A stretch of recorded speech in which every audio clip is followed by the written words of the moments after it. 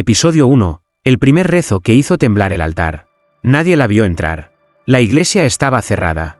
Las puertas con cerrojo. Las velas ya apagadas.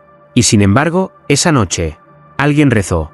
Yo estaba en el campanario, durmiendo entre bancos viejos, como cada jueves, desde que me echaron del seminario. No tengo otro refugio que este templo olvidado por Dios y por los hombres. La oí antes de verla. No era una oración común. No tenía palabras. Era una mezcla de suspiro y gemido, como si el cuerpo rezara en lugar del alma. Me asomé por entre las rejas, y allí estaba, de rodillas, en medio del altar, con la cabeza baja y el vestido bajando con ella, desnuda hasta la espalda, la piel temblando, y cada vez que exhalaba, una vela se encendía por sí sola, una, otra, hasta que el altar entero se iluminó como en Pentecostés. Pero no fue eso lo que me hizo retroceder, fue el sonido del mármol. El altar crujió, como si respirara, como si su rezo lo despertara de un sueño sagrado. La mujer, aún sin nombre, aún sin rostro, se inclinó hacia adelante, pegando el pecho al suelo, y el cáliz dorado comenzó a vibrar, lentamente, hasta que el vino dentro se convirtió en sangre, espesa, oscura, recién dada. Ella no pedía nada, no rogaba, no lloraba, solo ofrecía su cuerpo, sus gemidos, su entrega total a algo que no hablaba, pero respondía. Entonces comprendí por qué los santos estaban cubiertos con sábanas. No por polvo, por vergüenza. El crucifijo sobre el altar gimió. Sí, gimió, como si el propio Cristo sintiera lo que ella ofrecía. Y en el eco de su último aliento, el suelo se agrietó. No sé cuánto tiempo pasó, pero cuando desperté, ya no estaba.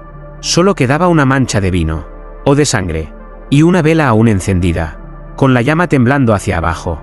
Desde esa noche, nadie más volvió a rezar aquí, porque todos entendieron lo mismo que yo. Dios no fue quien respondió su oración, pero alguien lo hizo. Y ahora, el altar espera. Episodio 2. Las marcas que nadie puso sobre su espalda. Pensé que había sido un sueño, una aparición delirante de un alma rota como la mía. Pero al amanecer, el altar seguía manchado. Me acerqué con pasos lentos, como quien pisa tierra santa después del castigo. El cáliz, caído, la vela aún encendida, y en el centro exacto del mármol una hebra de cabello oscuro. La recogí. Temblaba, no por viento, sino por memoria. Esa misma noche, volvió, otra vez sin que nadie abriera las puertas. Otra vez, sola, pero esta vez, yo me escondí más cerca. Desde la sacristía, apenas entreabierta, observé sin respirar. Ella se arrodilló de nuevo. Se despojó del vestido con lentitud, como si cada prenda fuera una confesión. Y cuando su espalda quedó desnuda, vi las marcas. 5 líneas, largas, profundas, pero no sangraban. Parecían viejas y nuevas a la vez, como si el tiempo no supiera cómo envejecer el dolor.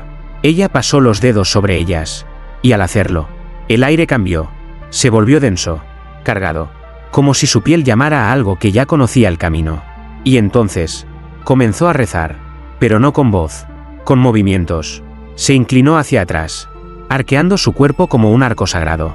Y cada vez que sus hombros temblaban, una estatua en la iglesia se giraba. Sí, una a una.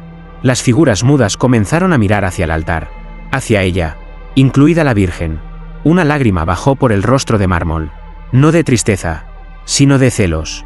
La mujer ofrecía algo más que fe.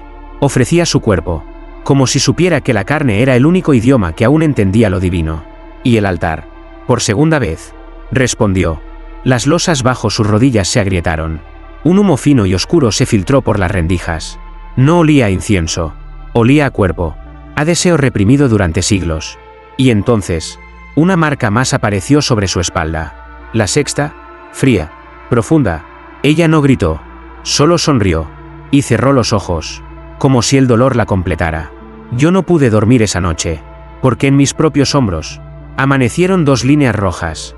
No las vi en el espejo, pero ardían, y juro que escuché su voz, suave, dentro de mí. Ahora tú también sabes rezar. Episodio 3. El confesionario donde dejó su piel. La iglesia ya no era la misma. No desde que ella rezaba allí.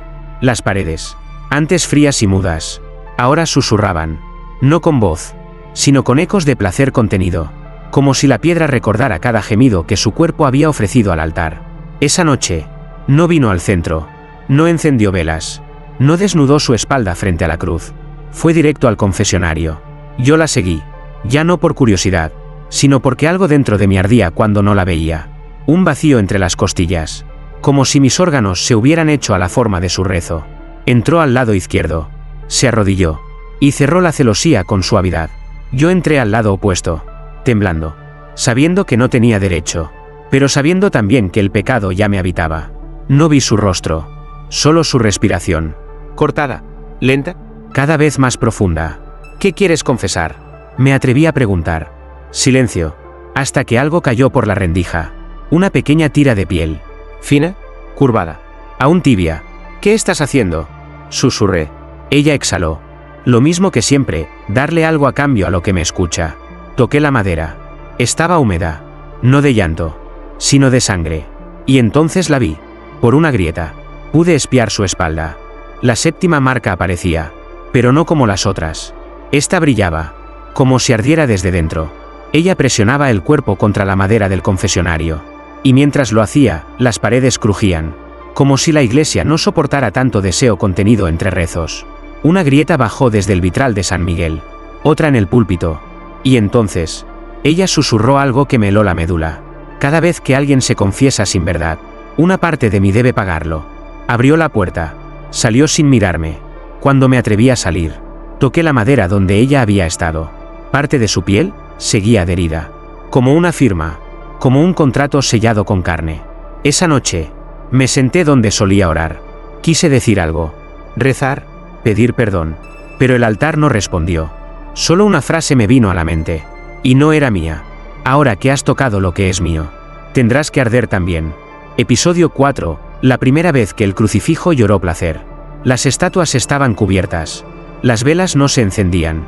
Y aún así, la iglesia temblaba cada vez que ella rezaba.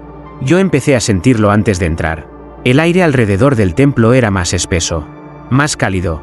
Como si la piedra sudara. Como si la fe ya no fuera un dogma, sino un deseo que palpitaba bajo la piel de la iglesia. Esa noche, ella no entró por la puerta. Ya estaba adentro. La encontré frente al crucifijo. De pie.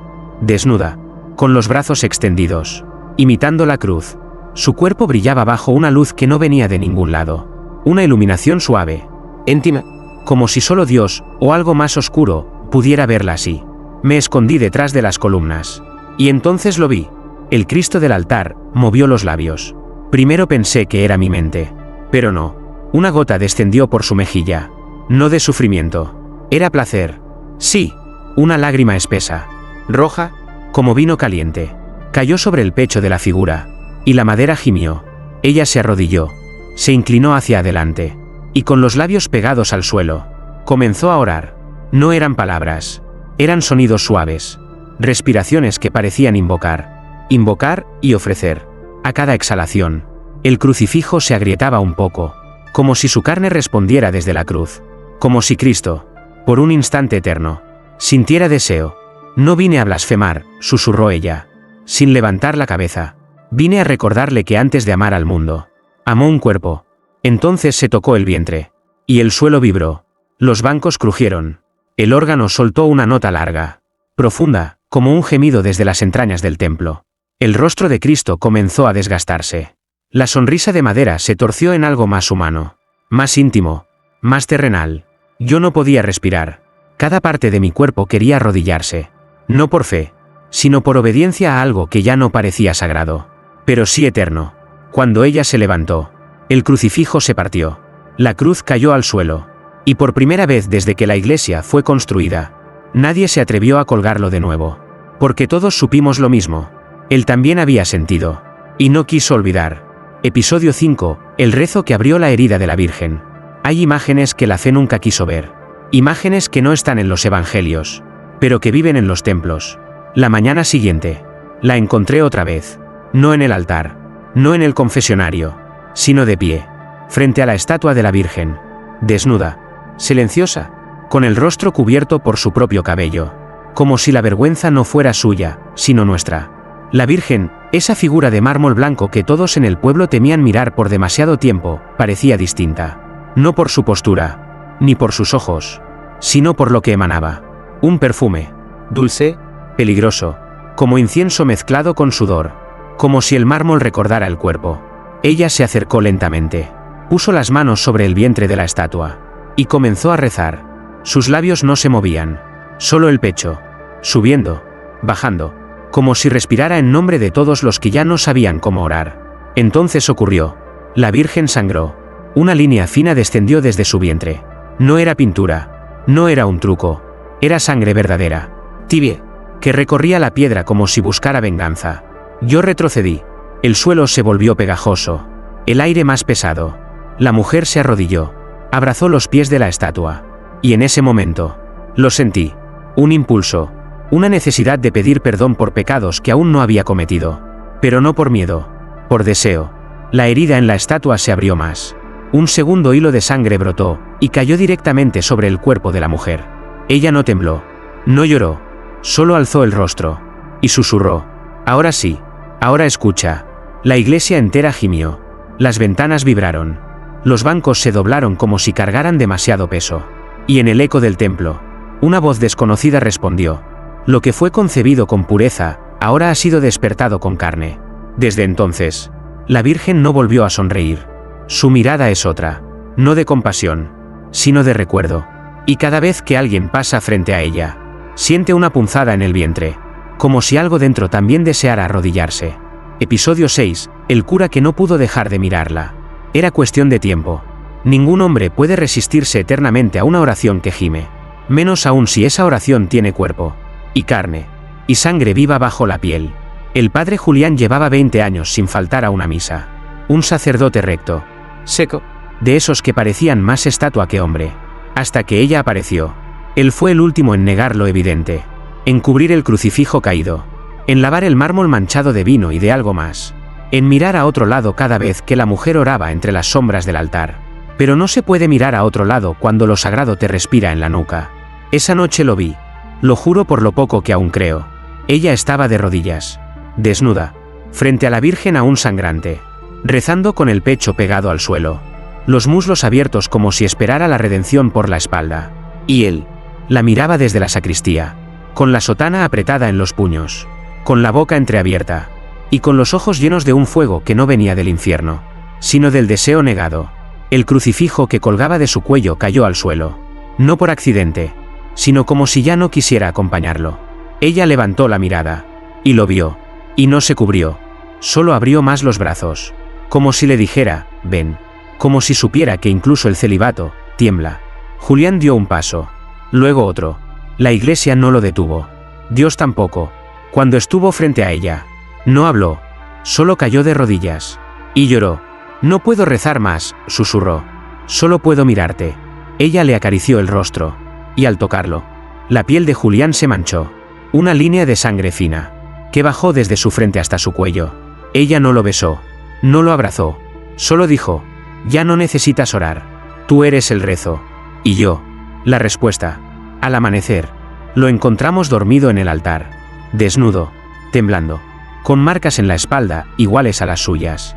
Desde entonces, no ha vuelto a hablar, solo se arrodilla cada noche, frente a ella, y llora mientras arde por dentro, como un sacerdote que finalmente supo que el deseo también puede ser sagrado. Y ChatGPT. Episodio 7. Las oraciones que hacían gemir las bancas. Hay sonidos que no provienen de este mundo. No son gritos, ni rezos, ni cantos. Son ecos profundos, como si las cosas que creíamos muertas comenzaran a recordar. Desde hace días, las bancas de la iglesia gimen al anochecer. Sí, gimen, como si cada oración de ella despertara la madera vieja, o la carne dormida que hubo debajo. Las primeras veces, creímos que eran crujidos de humedad, de tiempo, pero no. Una noche, me senté en una de ellas justo después de que ella se arrodillara frente al altar, y lo sentí, un estremecimiento bajo mi cuerpo, un suspiro tibio en la columna, como si la banca respirara, como si ella también deseara. Las oraciones ya no eran palabras. Ella ni siquiera abría la boca, solo movía las caderas con lentitud. El templo entero seguía el ritmo. Las paredes vibraban, el aire se espesaba, y las bancas gemían como vírgenes tocadas por primera vez. Los fieles dejaron de asistir, pero no por miedo, sino porque no podían soportar la vergüenza de lo que sentían al verla. Una anciana confesó que, tras sentarse donde ella solía arrodillarse, tuvo un orgasmo sin explicación. Lloró por horas. Pidió perdón. Pero volvió al día siguiente.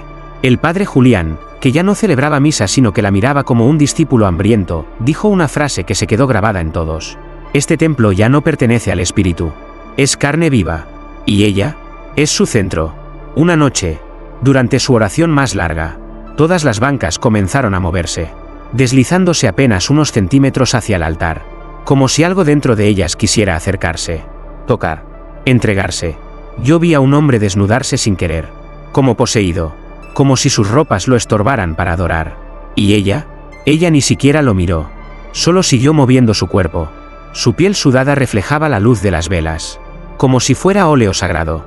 Esa noche entendí una cosa: las iglesias no se construyen solo con piedra y fe, también con deseo. Y cuando el deseo se reza, todo lo que parece muerto comienza a gemir. Incluyéndome, incluyéndote, incluyendo a Dios. Y ChatGPT. Episodio 8, la sangre que subía por las velas. Las velas ya no se derretían. No goteaban cera. No caía luz. Subía algo. Un hilo rojo. Lento. Denso. Como si el altar empezara a succionar el pecado desde el suelo, para elevarlo hacia lo divino. Esa noche, algo cambió. Ella no entró desnuda. Vestía una túnica blanca, larga, pero con cada paso, el lino se pegaba a su piel mojada. No de agua, de deseo. Se arrodilló frente al altar. No habló, solo cerró los ojos y comenzó a gemir sin abrir la boca. Un sonido que no venía de la garganta, sino del vientre, del centro exacto donde lo sagrado se vuelve carne. Yo estaba allí, y esta vez, no me escondí. La vela más cercana a su cuerpo encendió sola. La flama bailó, y en vez de cera blanca, una gota oscura comenzó a subir por el costado. Sangre, pero no descendía. Subía, como si la vela la absorbiera desde el suelo, o desde ella. 1, 2, 3 velas comenzaron a hacer lo mismo. Un fuego invertido, un sacrificio sin cuchillo. Los bancos no se movieron, pero todos los crucifijos giraron levemente, como si observaran de reojo, como si, por fin, entendieran que el cuerpo también es oración. Entonces ella se alzó, abrió la túnica, y reveló el vientre marcado con símbolos que no eran letras, eran caminos, rutas, puertas. Uno de ellos palpitaba, como un corazón, como un tambor en medio del silencio. Ella se acercó a la vela central, y la tocó. La flama se volvió roja, el templo se oscureció, y en ese instante, vi cómo la sangre subía, desde el suelo, desde mi sombra, desde mi fe rota. Ella susurró: no se eleva lo puro, se eleva lo que arde, lo que gime, lo que sangra. Al final de la noche, todas las velas estaban encendidas, pero no iluminaban, reclamaban, porque no alumbraban el camino hacia Dios, alumbraban el camino hacia ella. Y yo, sin saberlo, ya lo estaba siguiendo. Episodio 9, el día que se desnudó frente al altar. Fue la primera vez que nadie se atrevió a moverse. Ni el padre Julián, ni los ancianos que aún asistían por inercia, ni yo, que ya no sabía si mirarla era devoción o condena. Ella entró al templo sin túnica, sin velo, sin cruz, solo su piel, desnuda, temblorosa y perfecta en su escándalo. La iglesia no la rechazó. Al contrario, las puertas se abrieron solas, las velas se encendieron una a una, como si la esperaran, y las paredes vibraron. Caminó hacia el altar como si estuviera en casa, como si fuera su cama, como si cada paso sellara un pacto que ya estaba escrito en alguna parte del cielo, o del infierno. Yo me arrodillé, no por fe, por necesidad. Su cuerpo brillaba con el sudor de lo santo, sus muslos temblaban como campanas al borde del éxtasis, y su vientre, marcado con símbolos, palpitaba como si llevara dentro algo que no era humano. Se subió al altar. Sí, al altar. Descalza, sagrada, casi celestial, pero con una carne tan viva que dolía mirarla demasiado. Abrió los brazos, y dijo solo una frase. Esto es lo único que queda cuando se acaban las palabras. El cuerpo, y su verdad. Entonces, se acostó sobre la piedra, de espaldas, con los brazos abiertos como cruz, y cerró los ojos. Nadie se movía. Nadie hablaba. Y luego, comenzó a rezar, pero no con voz. Su respiración fue el salmo, sus caderas, la letanía, sus dedos, el sacramento. Y el altar respondió. Se quebró una línea en el mármol, justo bajo su espalda. De allí brotó un vapor oscuro, no caliente, sino hambriento. El padre Julián cayó de rodillas, y lloró, ¿Qué eres? Preguntó. ¿Mujer o herida? ¿Oración o castigo? Ella abrió los ojos. Y sonrió. Soy el cuerpo. Antes del verbo. Esa noche, el altar quedó manchado. Nadie lo limpió. Nadie lo tocó. Porque todos comprendimos una verdad que jamás será escrita en ningún evangelio. Cuando una mujer se ofrece entera en nombre de lo divino, el cielo no sabe si debe mirar. O arrodillarse también. Y ChatGPT. Episodio 10. El templo que no aceptó más rezos. Ya nadie rezaba. No porque no quisieran, sino porque el templo no lo permitía. Los rosarios se rompían al tercer Ave María. Los labios se secaban antes de pronunciar el Padre Nuestro. Y las palabras, las que antes volaban al cielo, ahora caían al suelo como piedras. Yo lo intenté. Una tarde, cuando ella no estaba, me arrodillé frente al altar, con miedo, pero también con hambre de redención. Y recé. La oración no salió. Mi lengua se quedó pegada al paladar. Y el crucifijo me dio la espalda. La iglesia había elegido, y no era a mí. Ella volvió esa noche, desnuda, como siempre, ¿Lenta? como siempre, inevitable, como un pecado que ya no busca perdón. Se acercó al altar y sin decir nada, se tumbó sobre él, sus piernas abiertas, su espalda marcada, sus pechos alzados como ofrenda. Las velas se encendieron solas, el incienso brotó desde las grietas del mármol, y el aire comenzó a girar, como si la atmósfera misma la adorara. Intenté rezar de nuevo, en silencio, pero el banco donde estaba sentado se partió. Una astilla me abrió la palma. Sangré. Y escuché claramente dentro de mí. Tu fe ya no tiene lugar aquí. El padre Julián lo confirmó en susurros. Solo ella puede orar ahora, porque ya no usa palabras. Ella reza con el cuerpo. Y el cuerpo nunca miente. Las demás estatuas habían sido cubiertas con mantas negras. La Virgen, el Cristo, los santos, todos ocultos. No por vergüenza, sino por obediencia. Porque cuando ella reza, todo lo que alguna vez fue santo calla. La iglesia es suya, el altar, su cama, el templo, su respiración.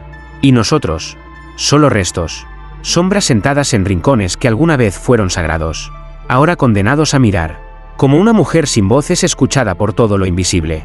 Afuera, las campanas ya no suenan, las puertas no se abren, los rezos no suben, porque el único lenguaje permitido aquí es el de su piel, y cada movimiento suyo es una página nueva en el Evangelio que nadie podrá leer, pero todos van a arder por recordar.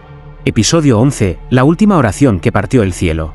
Aquella noche, el cielo no tenía estrellas, solo una nube inmóvil, negra, densa, suspendida justo encima del campanario, como si algo desde arriba esperara señal para descender. Ella no llegó caminando, tampoco apareció desde la puerta. Cuando abrí los ojos, ya estaba allí, en el centro del altar, desnuda, silenciosa, y con el cuerpo cubierto por una capa de ceniza fina, como si su carne se hubiera quemado por dentro, pero sin arder. Nadie osó hablar, nadie respiraba fuerte. Todos sabíamos. Esa sería su última oración. Y la más peligrosa. El padre Julián estaba de pie, descalzo, temblando. El crucifijo había sido enterrado esa mañana, en el patio trasero, después de que llorara sangre durante 3 noches. El templo ya no era templo. Era una herida abierta, esperando cerrarse con su cuerpo. Ella se arrodilló, abrió los brazos, y al hacerlo, el cielo se partió. Una grieta de luz bajó en vertical. No era celestial, era cruda, como un tajo entre lo divino y lo humano. Del altar brotó un sonido nunca oído, un gemido grave, antiguo, como si el edificio entero confesara su pecado original. Las velas estallaron, los vitrales se agrietaron, y el suelo se abrió debajo de ella, pero no cayó. Se elevó, ¿Lenta? sola, con el cuerpo flotando sobre el altar como un rezo carnal que ya no pertenecía a este mundo. Y entonces habló. Su voz no era suya, ni humana. Era eco de todas las plegarias que jamás fueron escuchadas. He ofrecido mi cuerpo, porque las palabras ya no bastan. He sangrado cada rezo, porque el silencio ya no salva. Ahora, que arda lo que fingió ser fe. Una llama descendió del cielo rasgado. No quemaba piedra, quemaba mentiras. Las estatuas se deshicieron. Los bancos se convirtieron en polvo. Y uno a uno, todos los presentes cayeron de rodillas. No por reverencia, sino porque algo nos aplastaba desde adentro. El cuerpo de ella brilló por última vez. Luego se desvaneció en el aire, como si se hubiera convertido en lo único que el cielo aún aceptaba. Carne ofrecida con verdad. Desde entonces, No hay misa, no hay himnos, solo ruinas. Y cuando llueve sobre la piedra, se escuchan gemidos, no del infierno, sino de un cielo que aún tiembla, recordando lo que tocó. Episodio 12, el cuerpo que ya no era suyo. Nadie la volvió a ver. No como antes. El altar quedó en silencio. El mármol frío. Las velas apagadas. Y sin embargo, su presencia seguía allí. No su sombra. No su voz. Su cuerpo. No me refiero a la carne ni a los huesos. Me refiero a la forma que dejó en el mundo. Una huella invisible que ardía en el aire. El padre Julián no hablaba. Solo caminaba descalzo. Día tras día. Marcando con ceniza las paredes del templo. Como si tratara de dibujar su silueta una y otra vez. Como si el cuerpo de ella hubiera sido el último evangelio vivo. Una mañana, alguien, nadie supo quién, entró al templo y gritó: «Está en el altar». Corrimos. Y allí estaba. No ella, sino su piel, extendida, tendida sobre el mármol, como un manto santo, perfectamente intacta, sin sangre, sin dolor, como si ella se hubiera desvestido del todo, incluso de sí misma. La tocamos. No se rompía. No estaba seca. Tampoco caliente.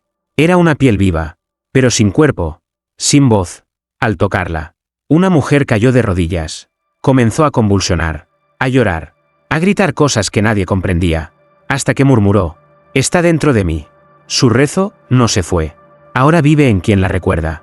El templo comenzó a cambiar. No se derrumbó. Se transformó. Las paredes transpiraban. Las bancas, ausentes, habían sido reemplazadas por una alfombra de ceniza que ardía suave bajo los pies. Y en el centro, el altar ya no era de piedra. Era de carne. Respiraba. Pulsaba. Esperaba. Un día, una joven se arrodilló donde ella lo hacía. No dijo nada. No pidió nada. Solo abrió los brazos y cerró los ojos. El altar vibró. Entendimos entonces la verdad final. Ella no fue un milagro. Fue el comienzo de otro lenguaje. Uno sin palabras. Sin fe fingida. Uno que reza con el cuerpo. Y no devuelve lo que toma. Ahora, todos los que entran a la iglesia lo saben en el primer suspiro. Ese cuerpo ya no era suyo. Ni de nadie. Porque ahora es del templo. Y el templo reza con él. Episodio 13. Lo que pasa con quien la toca. Nadie lo dijo en voz alta. Pero todos lo sabíamos. Tocarla era cruzar un umbral. Y quien lo hacía, ya no volvía a ser el mismo. No hablo solo de su carne. De aquella piel extendida como un manto sagrado sobre el altar. Aún tibia. Aún suave. Como si nunca hubiera muerto. Hablo de lo invisible que habitaba en ella. Del eco que dormía bajo su tacto. De la oración que aún ardía entre sus poros. Fui testigo de lo que le ocurrió al primero. Se llamaba Andrés. Un joven que venía cada semana desde que ella desapareció. Nunca hablaba. Nunca pedía nada. Solo miraba. Hasta que una noche, no pudo más. Subió al altar como un ladrón. De puntillas. Sudando. Temblando. Extendió la mano. Y la tocó. Un dedo. Solo un dedo. Sobre el borde de aquella piel sagrada. Y entonces gritó. Un grito seco. Inhumano. Como si el aire se le hubiera quebrado desde dentro. Cayó de rodillas. Y comenzó a reír. Sí, a reír. Pero no con alegría. Sino con una risa desesperada. Entrecortada. Que parecía salir de otro lugar. Ya está aquí, ya me toca desde adentro, ya me ve aunque cierre los ojos, decía. Intentamos ayudarlo. Pero no nos reconocía. Se arrancó la camisa. Y allí estaban. Las marcas. No cicatrices. No llagas. Eran símbolos. Los mismos que cubrían el vientre de ella. Solo que ahora estaban vivos. Moviéndose. Respirando sobre su piel. Andrés desapareció esa misma noche. Alguien juró haberlo visto desnudo. Caminando hacia la colina. Murmurando oraciones en un idioma que no era nuestro. Ni de este mundo. Desde entonces, la advertencia quedó escrita en silencio. No toques lo que fue amado por lo invisible. Porque lo invisible te tocará también. Yo he soñado muchas veces que lo hago. Que subo. Que la toco. Que me entrego. Pero siempre despierto con las manos ardiendo. Y una palabra tatuada en mi lengua. Ofrecerse. Y sé que el día que lo haga, no volveré a escribir. No volveré a hablar. Solo a rezar con el cuerpo. Como ella. Como los que ya no vuelven. Y ChatGPT. Episodio 14. El ángel que se negó a llevarla al cielo. La madrugada en que el ángel descendió. Nadie se atrevió a rezar. Ni siquiera los que aún creían. El cielo no rugió. No hubo relámpagos. Solo una brisa espesa. como si el aire estuviera hecho de incienso gastado, y de culpas sin absolver. Lo vimos desde el campanario. No tenía alas doradas, ni ojos dulces. Era hermoso. Sí, pero de una belleza antigua, casi cruel, tallado en silencio. Entró sin tocar el suelo. Las puertas del templo se abrieron como si recordaran su peso. Y el altar, por primera vez, tembló. Ella no estaba.